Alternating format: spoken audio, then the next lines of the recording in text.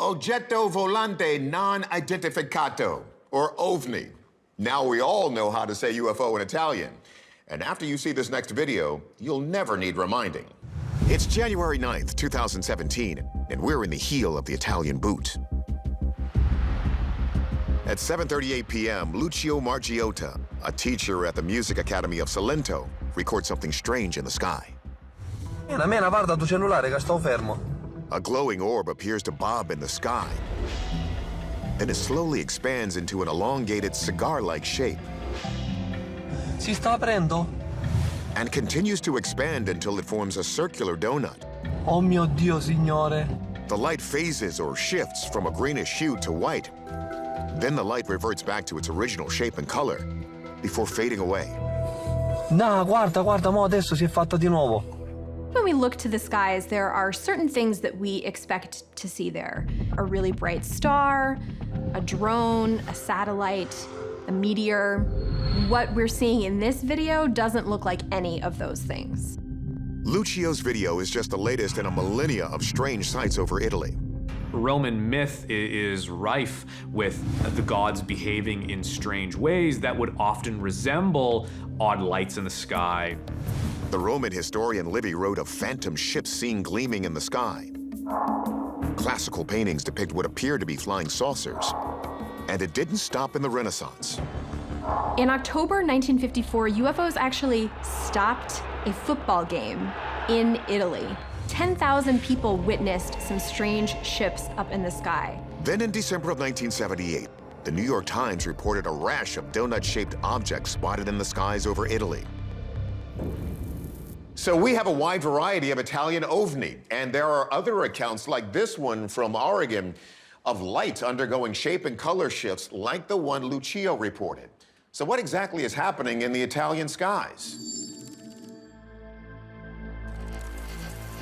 We've seen mystery rings in the sky before, but those turned out to be emissions from nearby smokestacks. They didn't emit any light. So let's turn to our expert in all things weather-related, Deanna Hintz. The weather was pretty calm with only scattered clouds, so there wasn't anything really happening during this particular time to suggest any kind of electrical activity from, say, a thunderstorm or something like that. Hintz considers if it could be related to rings that form around the sun called halos and sundogs. There are similar ones around the moon. Light passing from either the sun or the moon is bent and refracted by ice crystals that are very high up in the atmosphere. And you will see a sometimes brilliant halo around that light source. Some look almost like UFOs with one big difference.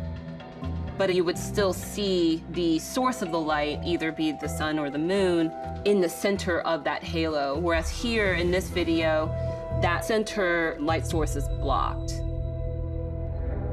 Astronomer and video effects designer Mark D'Antonio notes that Lucio is zoomed into his camera's maximum magnification, which can exaggerate any distortions in the image. It was shot with a cell phone camera, and they're just not that good at taking nighttime photographs. The camera itself may have some junk on the lens. See, as it goes in and out of focus, okay, it's almost like there's moisture on the lens, and he's just getting some video artifacts. I mean, if there's any kind of moisture on the lens, you can actually create some really kaleidoscopic objects from your camera.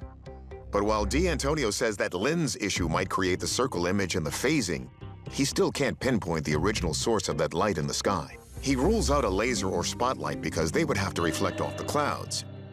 And it was a clear night. Beyond that, he's stumped. I'm not saying that it's not an actual unidentified flying object. So it's a mystery. We don't know what it is exactly.